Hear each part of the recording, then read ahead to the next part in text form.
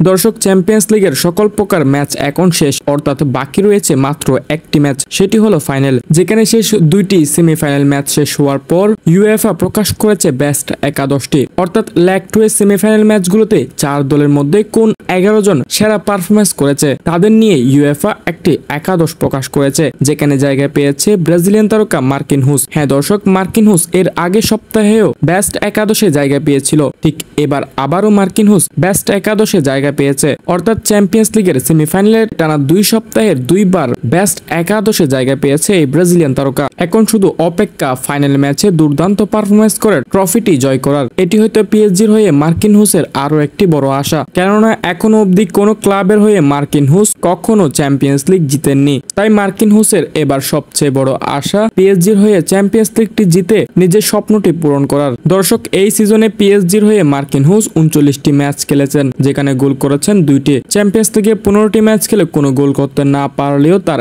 Average rating 7.2, কেননা তিনি একজন ডিফেন্ডার, তার কাজ হলো ডিফেন্ডিং করে যাওয়া, এবং চ্যাম্পিয়ন্স লিগে দুর্দান্ত ডিফেন্সিং করার কারণে মার্কিনহুস টানা 2 বার সেমিফাইনাল ম্যাচের পর বেস্ট একাদশে জায়গা পেয়েছে। এছাড়াও মার্কিনহুস এবার লিগ 1 এর ম্যাচে 21টি ম্যাচ খেলে 1টি গোল করেছেন এবং কোপা দে ফ্রান্সের 2টি ম্যাচে 1টি গোল করেছেন, অর্থাৎ পিএসজির হয়ে সব ধরনের প্রতিযোগিতামূলক টুর্নামেন্টে মার্কিনহুসের গড় রেটিং 7 এর উপরে। তো দর্শক, এই বছর চ্যাম্পিয়ন্স লিগটি জিতে মার্কিনহুস কি তার স্বপ্ন পূরণ করতে পারবে? আপনাদের মন্তব্য জানিয়ে দিতে পারেন আমাদের কমেন্ট সেকশনে।